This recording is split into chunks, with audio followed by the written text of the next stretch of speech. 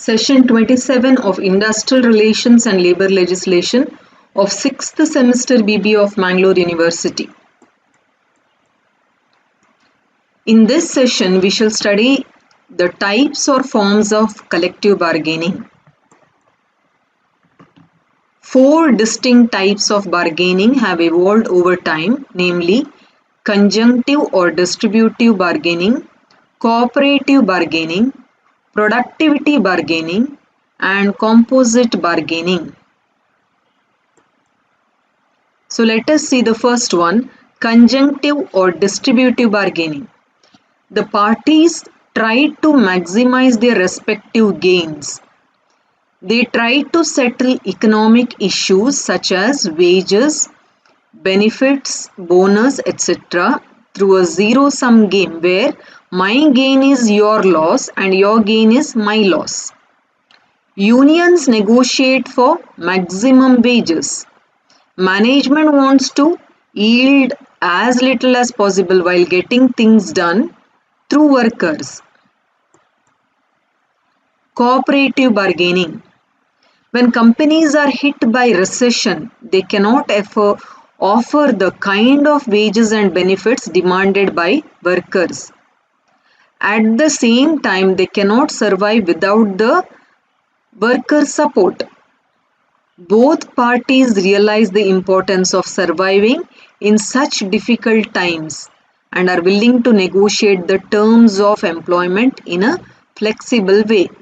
Labor may accept a cut in wages in return for job security and higher wages when things improve. Management agrees to modernize and bring in new technology and invest in marketing efforts in a phased manner.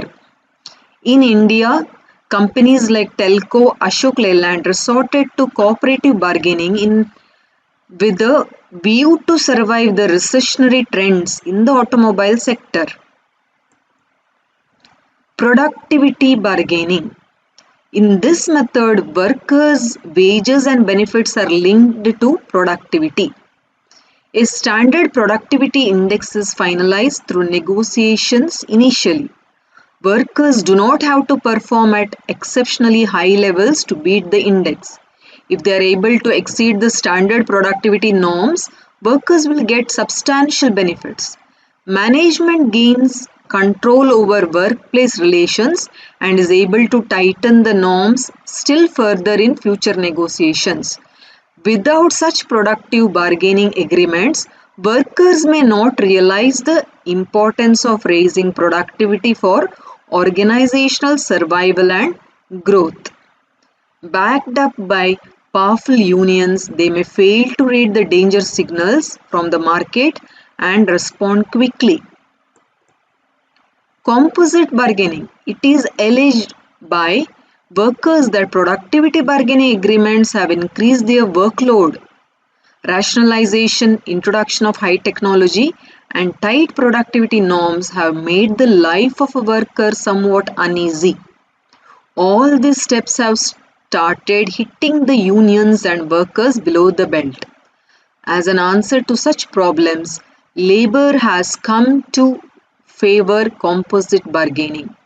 In this method, labor bargains for wages as usual but goes a step further, demanding equity in matters relating to work norms, employment levels, standards, environmental hazards, subcontracting, etc.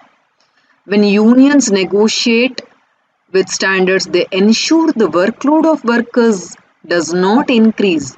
This helps to maintain the status quo as far as employment level is concerned.